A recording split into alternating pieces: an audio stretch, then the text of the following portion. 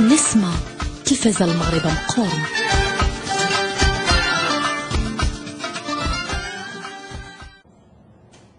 السلام مشاهدينا، اهلا وسهلا ومرحبا بكم من جديد. الجزء الثاني من ناس سبور، حصتكم اللي دوم 90 دقيقه واللي مازالت متواصله بالطبيعه. الان الحديث باش يدور حول النادي الرياضي الصفاقسي اللي يعيش في مرحله انتقاليه، خلينا نقولوا في مرحله اللي باش تعرف ليبيلوج تاعها يوم 22 سبتمبر. شنو الوضعيه الحاليه للنادي، الاقتصاد النادي، الامكانيات النادي، التطلعات الجماهير، وخاصه تداعيات بعض القرارات اللي جدت في الايام والاسابيع الاخيره. نشوفوا من بعضنا التقرير هذا ثم نرجع للحديث والتعليقات.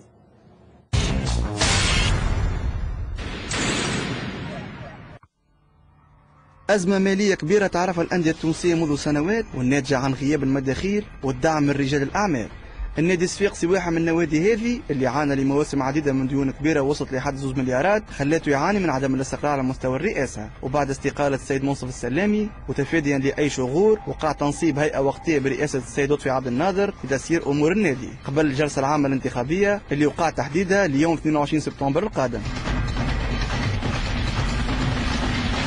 تذكر اللي كونه راهو ماهوش سهل تسيير نادي وتسيير جمعيه كنادي رياضي صفاقس في الفتره هذه بعد 14 جانفي، فهمت؟ ولهذا يعني حسب اعتقادي انا قمت بواجبي وضميري مرتاح فيما يخص له وعملت اللي نجمت نعمله. منصف السلامي جاء للنادي الصفاقسي في ظرف حساس جدا، وكنت انا معاه موجود في الفتره هذيك، وقفنا معاه ولمدنا له مبالغ لم تقم بها اي هيئه دعم في تاريخ النادي الصفاقسي، مبالغ هامة جدا. هو زاد قدم من ماله الخاص مبالغ هامة جدا. الأعمال يعني تعدوا فترة صعبة، فهمت؟ وما كانتش لهم الإمكانية باش يدعموا النادي الرياضي الصفاقسي. منصف السلامي عمره ما كان يتهبط وحده، وقامت وسي لطفي عبد الناظر فهمتي وهيئة الدعم سي منذر بن عياد وفر مبالغ محترمة جدا للنادي الرياضي الصفاقسي، وعمره ما خلاه وحده. في ظرف من الظروف سي منصف السلامي هو حب يشتغل وحده، وهو ما قربش العباد والا ما عرفش يتعامل مع العباد او ظروف العباد زاد. ما فيش شك يعني ارتكبت اغلاط مش عرب، فهمتي؟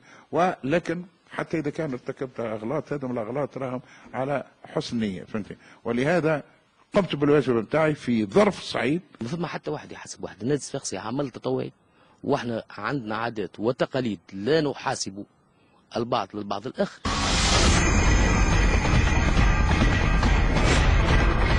Le dialogue que j'ai engagé avec سي لطفي عبد الناظر والاخوان هذا يظهر بالكاشف اللي يكونوا ماهيش حسابات يعني شخصيه. الناس كل ما عندهم حتى مصلحه من النادي الصفاقسي، لا هي شركه تجاريه مربحه ولا هي مستحقه باش الواحد يعرف بنفسه. ساعات واحد يقول لك والله نشد جمعيه يولي الناس تعرف، يا تبارك الله بالفيسبوك والناس كل فهمتي ولا ولات معروفه. ان شاء الله كي يدخل داخلين الجمعيه مش الاغراض اخرى، كان يخدموا للسي اس يعملوا السبور ريان كو السبور. وتويكا بعد الثوره صعيب ياسر راهو شكون ينجم يولي يدخل السبور باش يغطي على حوايج اخرين. رجال الاعمال ديما يبقاو رجال اعمال، السياسه لاهل السياسه، والنادي الصفاقسي كما قلت لك مش نقاو به على اي تيار سياسي، وهذا مطلب رئيس لجنه الدعم ومطلب الهيئه المؤقته، وممكن الهيئه اللي مش تجي يمكن فينا ناس متسيسين لكن ليس متحزبين، وهذا باهي وعي سياسي او ثقافه سياسيه. ونعرفوا احنا تونس كل اليوم ولات عندها تحكي في السياسه.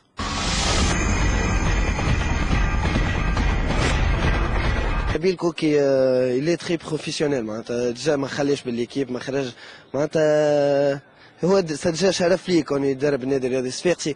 تعاملت مع الموضوع كله معناها برسانه نوعا ما، وابري تو جي دي زانجاجمون كو سوا مورال ولا امور اخرى مع المجموعه نتاعي، مع جمهور السي اس اس، مع الجمعيه هذه اللي عطاتني هي الفرصه اللانيه باش نكون في الوضعيه الموجود فيها انا توا كمدرب اول الفريق. شعرب اللوم شويه على الاخوان توا هما اللي ما تكلموش مع النادي مع سي نبيل كوكي، فهمتي؟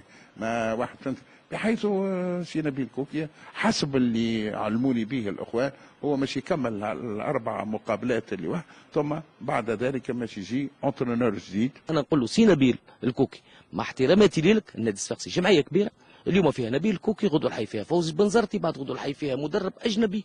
النادي الصفاقسي اكبر من اي مدرب كان في تونس او خارج تونس. ثم ملاعبين عملهم كيما البو كيما الخو الكبير، وقت اللي يلزم ياكل العصا وقت اللي يلزم تبتب له على ظهره وهذه معناها والحمد لله معناها في الدو باساج رغم العلاقه الوطيده اللي بيني وبينهم تقريبا جي با يو معناها مشكل نتاع ديسبلين في الجروب جو سوي اونيت معاهم يعرفوا اللي حاضر هو اللي يلعب.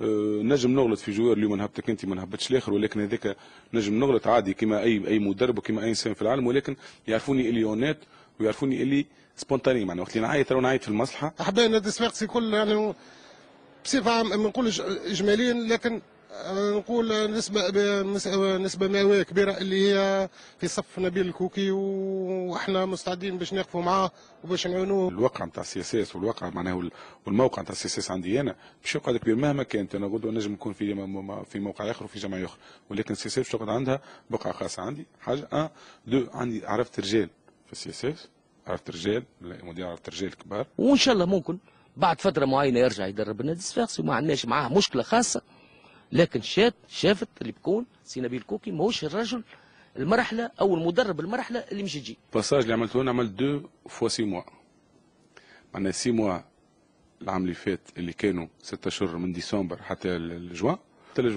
دونك من ديسمبر حتى الجوان عملناه تمكنا باش نحتلوا المرتبه الثالثه.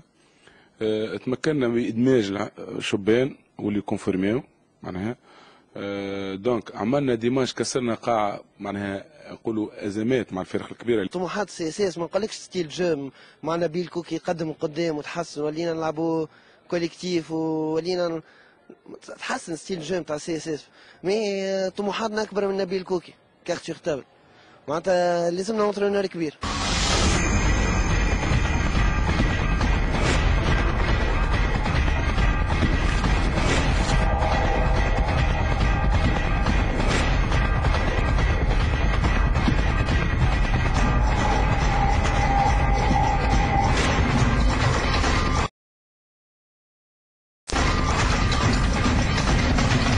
سي سلام القصداوي فهمت ولا ما عادش ما قدمش مردود لموسم كامل نعرفوا احنا جايبينه كمهاجم قناص الاهداف ماركه 3 اهداف شاف الاطار الفني التفريط فيه لو كان ما طلبتوش النادي الافريقي كانت النادي الصفاقسي ممكن مش تعطيه وريقات وتقولوا بر ربي يعاون.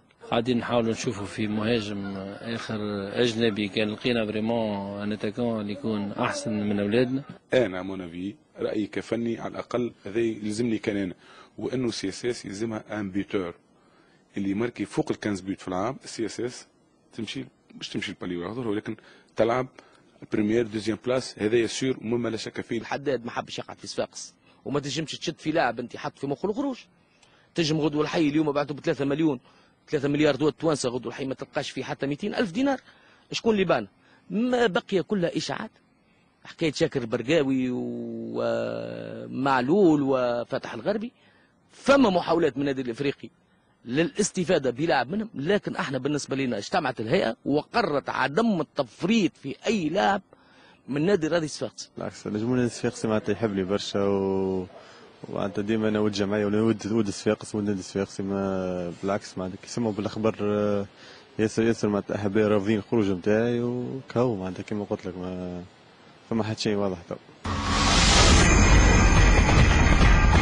لو ريكرو تو كيما حضرتوا انتم وجدي الماجري ياسين الخنيسي بسامر بولعابي اللي انضم جديد زاد اوسي فما لدير درواق فينا بن خالد حمزه التستوري بن ايوب يمكن الصفقه نتاعو تحت في الماء هذا لكن بعد ما نزيد نشاور انا والهيئه اللي موجوده والناس اللي موجوده الناس اللي هي تسير في النادي الصفاقسي بالطبيعه هما الاولانيين والاخرانيين عندهم الكلمه الاولى والاخرى معناتها في القرار هذا.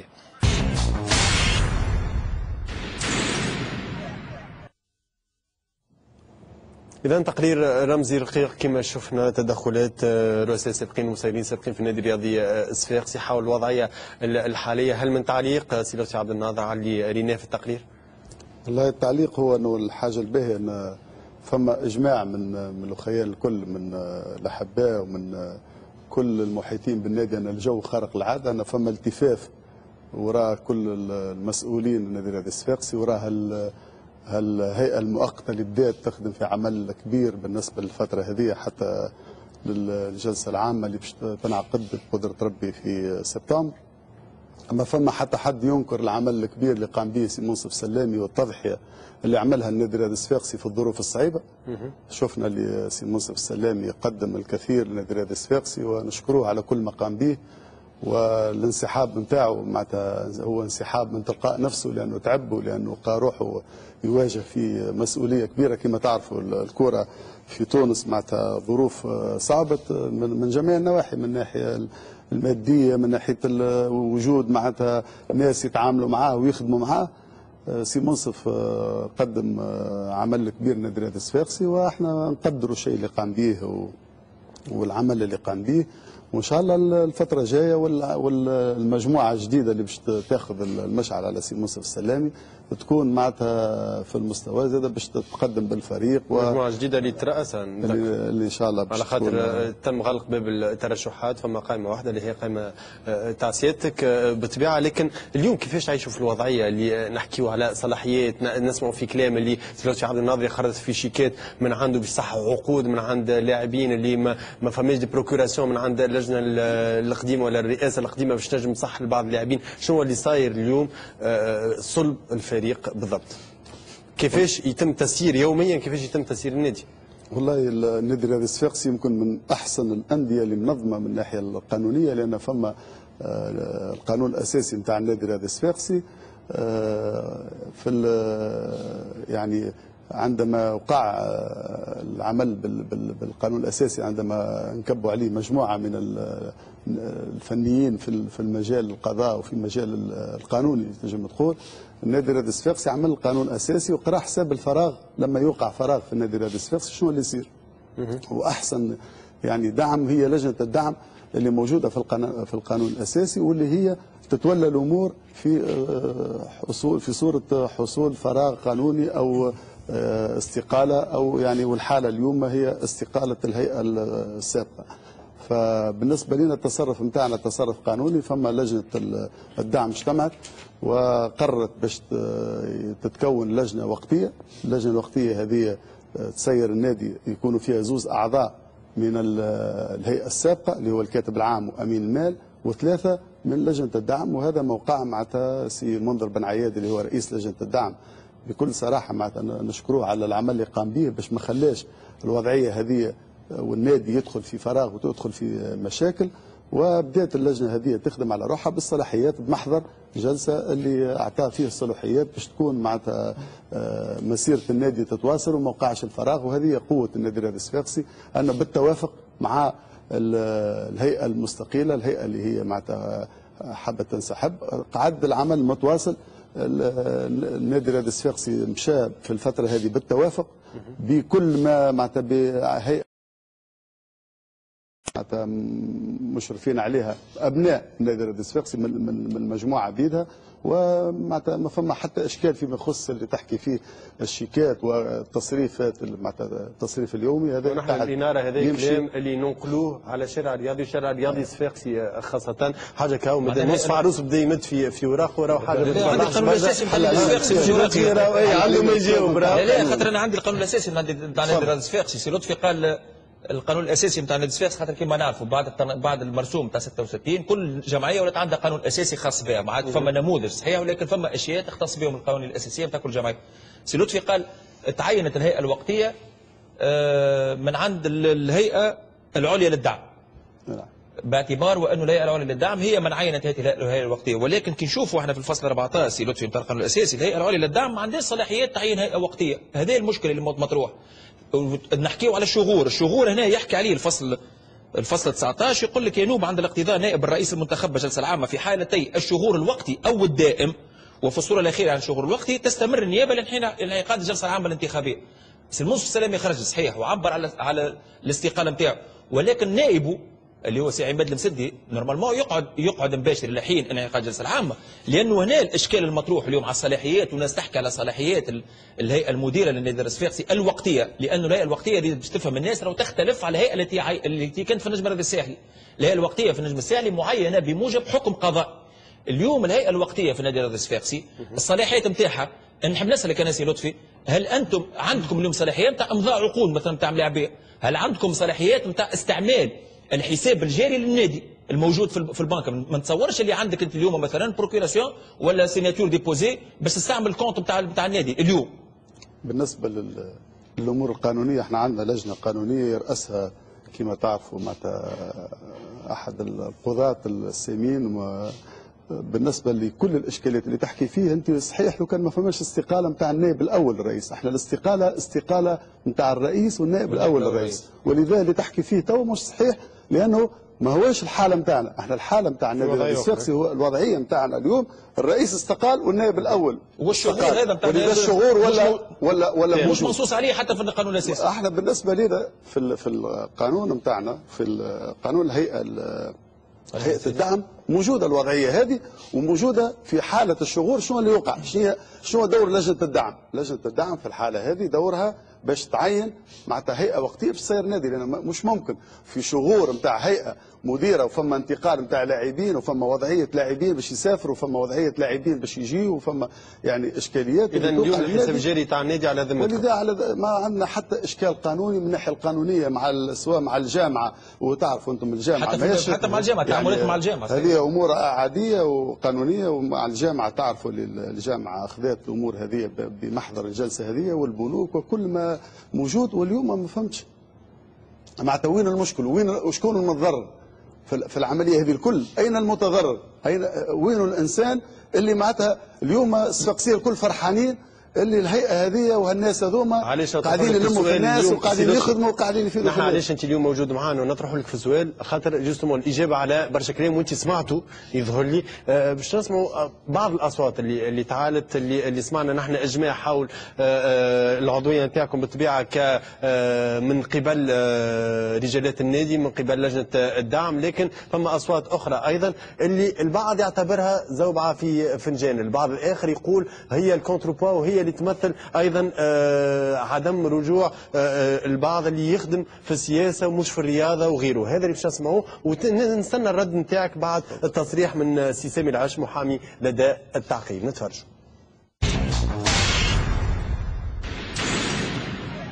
باعتباري انا مشترك في النادي الصفاقسي وغيور، باعتباري انتمي للمدينه هذه، وباعتباري كذلك عندي تجربه في المجتمع المدني وتكويني القانوني والحقوقي يخليني نكون ملزم مضطر في بعض الحالات للتعبير على الرأي، خاصة البلاد توا ولات في وضعية أنه حرية التعبير مبدأ عام لابد من الحفاظ عليه وباش بالممارسة قبل كل شيء. هذا هو المبدأ. والمبدأ كذلك أنه العديد من الأصدقاء والمعارف اللي يحبوا النادي الصفاقسي ويغيرون عليه معنا مستائين لما حصل منذ تقريبا شهر ونص أو شهرين، واللي قاعد يحصل واللي مش يحصل مستقبلا في خصوص عين الهيئة المقبلة هذه اللي ترشحت والجلسة العامة الدعوة نتاعها الانتخابية. والبعض منه قال لي أنا مستاء ولكن ما يحبش يقول على اسمه باعتبار أنه فما بعض حزازات أو خايف هناك خشية، بعض منها حتى يقول عندي وصلتي تهديدات ضربة واحدة من بعض الأشخاص إذا كان نتكلم ولا عارض المجموعة هذه اللي قايمة بالإشراف على النادي الصفاقسي. الإشكالية أنه شكون يعينها اللجنة هذه؟ شكون ينصبها؟ هي لجنة الدعم. لجنة الدعم نتاع النادي الصفاقسي كيف ترجع للقانون الأساسي ما يجب ينتمي لها كان الأشخاص اللي قبل الدخول لها يساهموا ب30,000 دينار ويساهموا أكثر من ذلك سنويا ب30,000 دينار. المعلومة اللي موجودة لدى الجميع ولدى الأحباء أنه الأغلبية نتاع الأشخاص المكونين مبدئيا معنا نظريا للجنة هذه ما ساهموش ب30,000 دينار سنويا. وش يقول القانون الأساسي للجمعية؟ يقول يشطب آليا كل عضو لم يقم بخلاص 30,000 دينار سنويا. إذن الأعضاء نتاع اللجنة هذوما إذا كان اجتمعوا هذا، إذا كان فما قرار من اللجنة وما قالوا في الجرايد احنا ما ريناش قرار اللجنة هذا، إذا كان موجود نظريا كما نقولوها، إذن هذا القرار باطل باعتبار إصدار على اللجنة في حد ذاته باطل. الأعضاء نتاعها ما هماش مساهمين ب30,000 دينار، حاجة واحدة، الحاجة الأولى. والثانية حاجة شطب عليهم بصفة آلية من غير حتى الوجوه لأي إجراء آخر. أكثر من ذلك شكون يدعو لها اللجنة تدعم للانعقاد باش تعمل جلسة باش تاخذ مثل هذا القرار الخطير؟ يدعو لها رئيس اللجنة أو على الأقل النصف من أعضاء تلك اللجنة. سؤال أنا، هل الرئيس عمل الاستدعاء هذا؟ هل النصف من الأعضاء اللي هما قانونيين شرعيين اللي قاموا بتوفير الشروط الشخصية فيهم قاموا بالاستدعاء هذا؟ سؤال مطروح، ما عندناش ما يفيد ذلك. ثاني حاجة، حتى ولو اللجنة يا سيدي انعقدت باستدعاء من عند رئيسها وأعضائها سيدي كلهم قانونيين، النصاب القانوني يقول، القانون الأساسي يقول لازم النصف من الأعضاء يحضروا.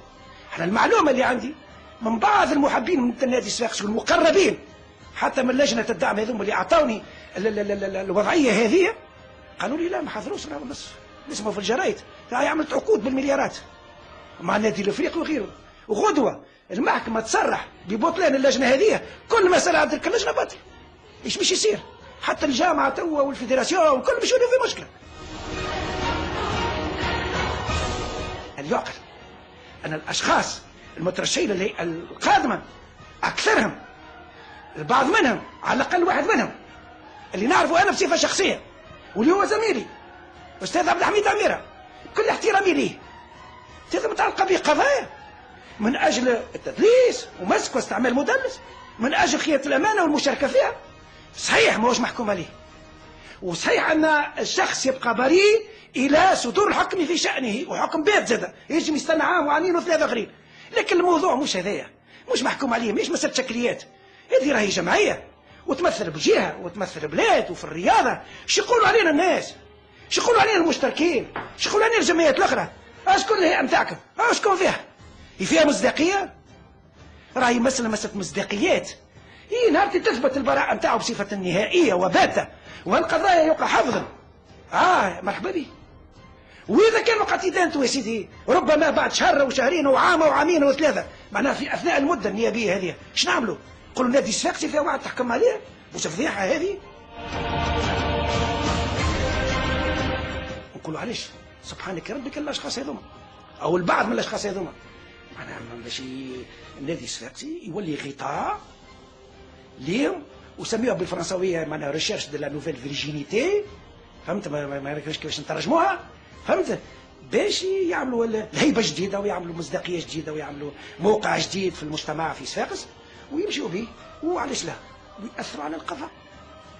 نعرفوا ان البعض منهم عنده التحجير على سفر، وغدا مش يعمل عقد مع ملاعب كبير او مع جمعيه كبيره يقول تقتضي الحاله نتاع النادي الصفاقسي ما كاينش الجمهور باش يقوم، وصل لنا مشكله في الجرايد وفي غيره وغيره، تقتضي رفع الحجز. ايش بي؟